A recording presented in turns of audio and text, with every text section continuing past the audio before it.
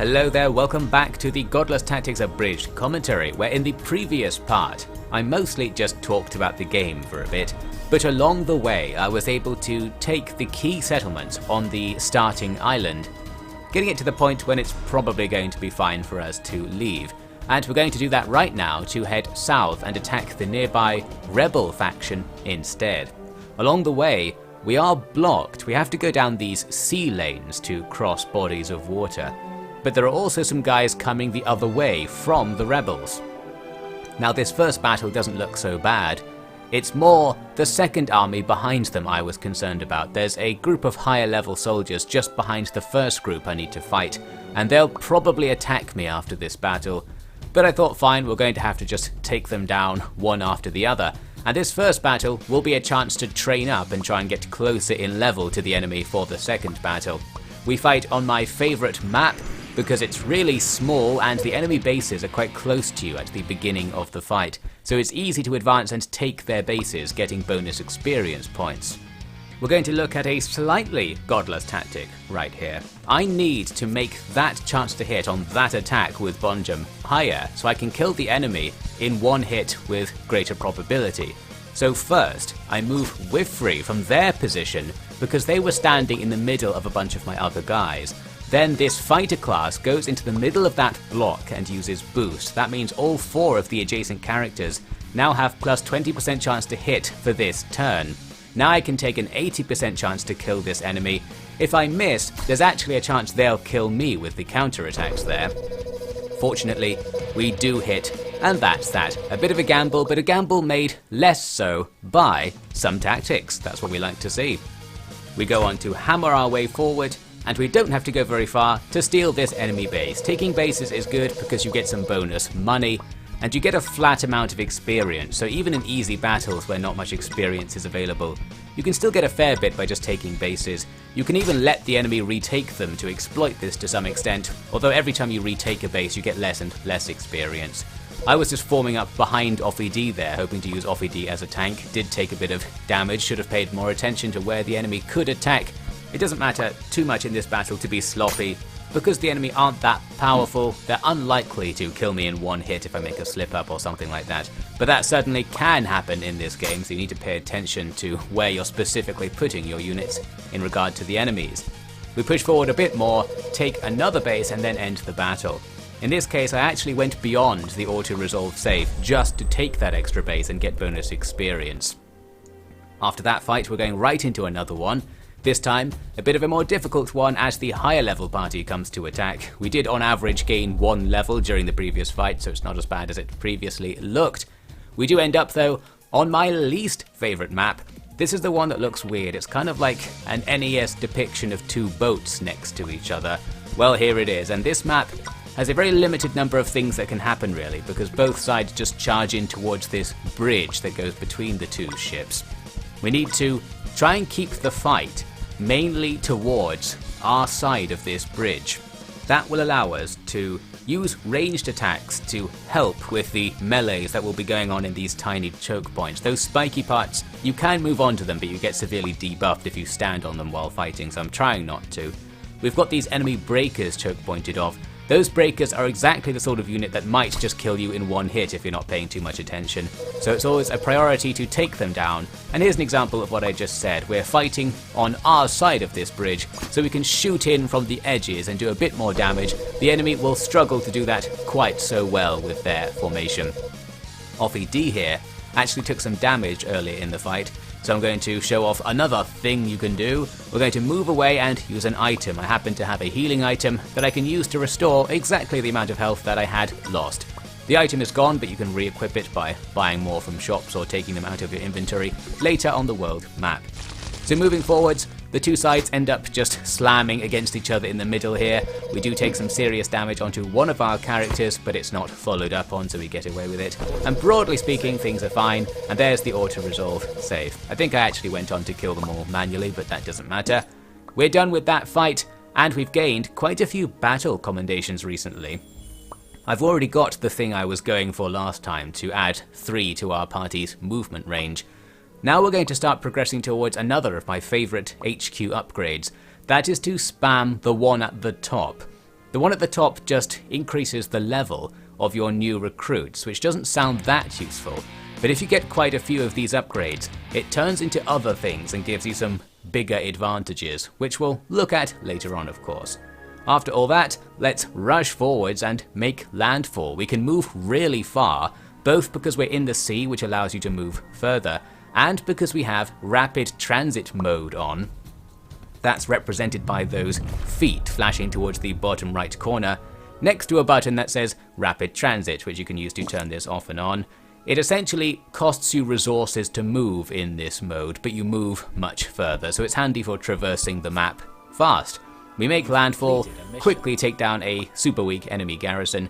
I'm going to give this settlement some money through this little menu, which we'll look at more in the future, just to allow them to spawn a garrison faster. Once we're super rich, we can use that quite a lot to influence how the war's going. For now, we'll focus more on ourselves though. We're going to go for a bit of a jaunt, because while we're here in rebel territory, we don't need to take it, as mentioned in the previous part. Our goal is to make them all just surrender by going for their capital. We can do that by walking off-road on rapid transit mode and using the automatic movement feature to just skip all of their stuff, avoid having to fight any battles or being harassed by them, pick up some points of interest along the way, and eventually just show up at their capital from the wilderness. Along the way, I can take the rewards for all of the side missions I keep completing. This is helpful because we gain loads of reputation from one of them, taking us above 300. That's an important threshold. It's the one at which new equipment can be purchased from our bases. We can also get better equipment from regular settlements as well. There's a whole system that determines what you can buy in a settlement, but doesn't matter in this case. We'll carry on, and eventually we'll have access to a better tier of equipment once we're done with this operation. We come down to the core region of this rebellion and take this village next to our target, Libtavi, a city-type settlement that is quite heavily defended. Need to quickly equip these drill javs, a weapon I got from a quest, a very powerful javelin weapon. And now we need to work out how to attack these guys, because they've actually stacked up right here. This offensive combat patrol, while it's powerful, we can elude it by just going out of its movement range, so I check how far it can move and then move away from it. It's not going to attack me because these offensive combat patrols go after your allies rather than you, and because we've just kind of shown up here, there are no allied parties in the area for that patrol to go after. This causes it to despawn. This is almost an exploit. Meanwhile, the invasion force that was next to the city is heading to attack that place I just captured. Then a garrison spawns, just in time to avoid that offensive combat patrol and get it to despawn. All perfect timing with this little infiltration, and now we can rush past everything and go right for the city I wanted to fight. We are still slightly outclassed by the city's garrison. They're higher level than us. However, I already had something in mind to level the playing field there. Plus, of course, we're fighting the AI, and it is designed to have you only be fighting a few of the enemy's units at a time. You can fight with all of yours, a la Fire Emblem, allowing you to get through hard battles as long as you play things safely and tactically. But we're just going to straight up become more powerful now by dosing up. Everybody has been equipped with an item called Military Dose, which you can use at the start of a battle. This gives you 1 to 2 levels worth of higher stats for this battle in particular. This is a very expensive strategy because those items are quite rare and valuable in the early game. So we're just going to do it for this special battle because it's an important one to win, and it is the hardest battle we've seen so far according to the difficulty ranking at the very least. I'm going to focus in on this first encounter, the first enemy that came up to our left-hand group, because now that they're the same level as us, it's kind of hard for us to just immediately overcome them like with some of our previous opponents, where you could just go in and kill them in one hit quite easily. Now they can take loads of hits and they can hit us. The enemy will start to have the second tier of equipment at about this stage in the game as well. I ended up doing a bit of damage to that guy and then waiting. He charges into the middle of our group and then hits a nice big miss. Now we've got this guy surrounded, surely we can do something against him with all of our damage. Well, I'm going to do a bit of trickery using our drill jabs on Jock Block here. This is a very powerful weapon that does loads of damage, but we only have 50% chance to hit. There are many things we can do to mitigate that. One thing is Sync Watch, the option I just picked there. Sync Watch means that the character will join in on any attacks in their range that happen during the same turn. This means everybody else can attempt to attack this enemy, and every time they do, Jock Block will also throw the drill jabs at the enemy as part of the same attacking action, giving us an extra 50% chance to hit that 13 damage, and the second time it triggers, we do kill the enemy despite everyone else's damage being abysmal. So good teamwork there. Wasn't really necessary to use that strat in this situation, but later in the game using Sync Watch based strats to attack loads of times in the same turn becomes very handy. As for our rightmost group, I'm just going to hide behind our Stalwart class 2 phones because he has really high defense, so it's unlikely the enemy will do anything to him. Some guy just runs in and starts getting killed. That's all fine. Now we're going to work our way forwards, playing things relatively carefully and relying quite heavily on those drill jabs being one of the best weapons I have across my entire party. I've got a sword somewhere that's as powerful, the Stinger.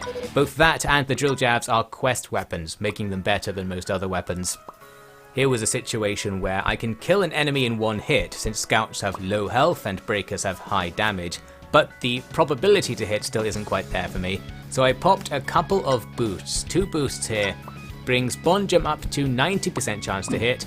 But then we missed. Well, there you go. I guess that's just probability for you. I could have boosted them again to make that 100%, but that would have lowered my other options for this turn with the other characters. So I guess we took a gamble and we failed, but then it pays off afterwards because the boost lasts during the enemy's turn, and we got another 90% shot on the same character due to them failing to attack me, and took them out. We then go one by one across the map, gradually killing these relatively stubborn enemies, just playing things really careful and safe because I definitely don't want to lose anyone. Here's a nice case of using those drill jabs again. I can use some boosts to get me 5 50% attacks on the enemy's leading soldier. Well, surely that's going to work. Yes, it just about does. We make 4 attacks and hit 2, so at 50% chance to hit, I suppose that makes sense. When you kill an enemy's lead character, all of the other characters still on the map lose some of their skill and become worse. You can see that -1 on the left there. Well, we just finished them off after this. I even went beyond the auto-resolve save to capture an extra base somewhere, I believe. You also do get a bit more experience just for fighting enemies if you do it manually, and I think the chance of them dropping loot is higher as well. I can't quite remember.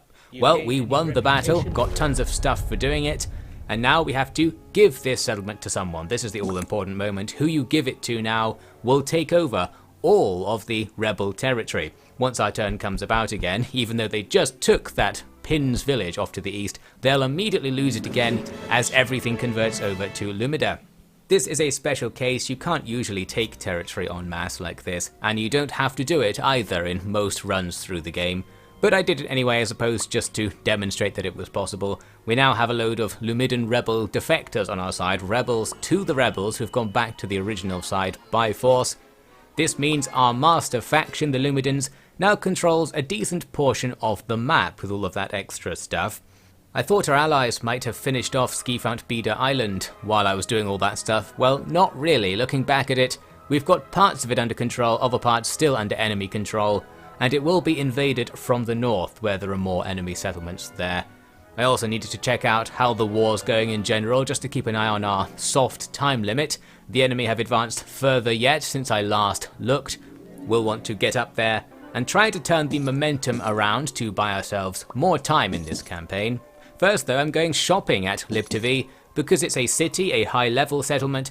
They have good shops that sell the tier 3 weapons. The weapons are available right from the beginning of the game, you just probably can't afford them. And if I make this into an AML base, or if I could do, I would then get a higher tier of weapons still, thanks to that reputation reward I mentioned earlier, and we'll use that to eventually get really good weapons that the AI isn't able to get themselves. After all this, I was considering going for a bit of a walk. We can wander off towards the edges of the map and pick up points of interest to collect resources, experience, and rare items and weapons. Spotted there the Lumidan Field Army, a rare type of party that is deployed only to attack the toughest targets. they'll gradually move across the map because they come from core regions. Ours is in the bottom left of the map. It's going to very slowly walk towards some powerful destination and try to take it. We can actually look at where it's going by going through the event message log. At some point, the messages going past at the bottom of the screen will have said where they're going, and it's this one. An army from Refuge Lumida is going to Hans-Pact Refuge somewhere in the north. There is Refuge Lumida. This is the core territory of our masters. It's pretty far away, and we don't really have any reason to go there right now, so I'm just ignoring it, but that's where we're from, in the lore at the very least. And there's this big sea wall here that divides our masters Lumida from our allies Meshmedin to the north, essentially dividing what is left of England and France in the altered geography of the far future, where sea levels are quite a lot lower than they are now. Here's me grabbing a point of interest right on the edge of the map, and we picked up a stinger there, another of those powerful swords. I've already got one through a quest. Now somebody else can have a high damage weapon. That's just one of the advantages of going after all these points of interest. The downside though is that the war is carrying on while we're doing this. So you need to keep in mind that you are wasting time to some extent by collecting things. You need to make sure it's going to be useful and pay off later. It doesn't matter so much on easy and normal difficulty, but on hard, the war can progress quite quickly. Definitely need to keep an eye on it and not spend too long wandering around to the edge of the map, unless you've already set up the front line to be really stable by your own actions. We can actually go to the front line right now in theory using the request airlift function. This is fast travel for all intents and purposes. I was about to go look up at the front line to see where we should try and get to, but I noticed that the island is now being attacked quite heavily by Yunba forces. They've even got a strike team on the ground over here. A strike team is one of these special parties with a strange symbol on it. That's effectively their version of you, a small elite team. They can move really far each turn, and they tend to be better than other things in their area. I've got the island somewhat upgraded, so it will be difficult for the enemy to totally take it, but they certainly can with the numbers involved right there. Here's the other place I wanted to check out, the general front line. We might want to drop ourselves right here and just fight on the front line to reverse momentum directly. King's Green Refuge is a good destination for that, however it's too expensive to airlift myself there, so I can't do it. I can just about afford to teleport back to Skifontbida Island though. That sort of settled it for me, and I thought, well, I guess I will go and resolve the island situation directly, because we need to do this to make money, and then take another flight back up to the battlegrounds. Looks like that strike team takes down one of my high-level settlements. We can immediately jump in and retake it, because we're even higher level. We just need to maraud around a bit and auto-resolve some more stuff to get the island back under our control. And also we can again spit out some invasion forces from our base to help us with that. This costs money, so in this particular circumstance it's a bit counterproductive. I'm trying to get the money to get off this island, but we're also spending money to help our allies take it. We could not do that. There's no particular reason our allies need to control this island. Just sort of doing it for my own personal satisfaction and completeness, really. Here's a trick to get more money. By turning places over to unaligned peoples, a sort of neutral faction, we get more cash because that's the native culture of this area, meaning they get happiness and give you some extra resources when you make that switch. Handy. I also decided to just leave the island on my own and move north by sea. To get me closer to my destination, that lowers the cost of the airlift as well. I could take somebody down on the way to get some more resources, and I realised I probably have enough commendations to get that upgrade I wanted, and indeed I did, but before I could look at the consequences of that, Meshmedan call me and start harassing me. They try and get you to join them essentially in this cutscene. Maybe you'll be convinced to go down the Meshmedan route in the game. We're not going to be doing that, so we'll just ignore it. And here's the interesting upgrade I was gunning for. If I can get 100 commendations, I can increase the auto-resolve safety threshold. This means I can be guaranteed to not lose any troops in a 2-star battle, and be pretty likely to not lose any in a 3-star battle, increasing our potential to just absolutely rampage around auto-resolving weaker parties left, right and centre. We move to the northern coast and quickly capture a location that I can use as a base for myself. The island has been pacified by the looks of things.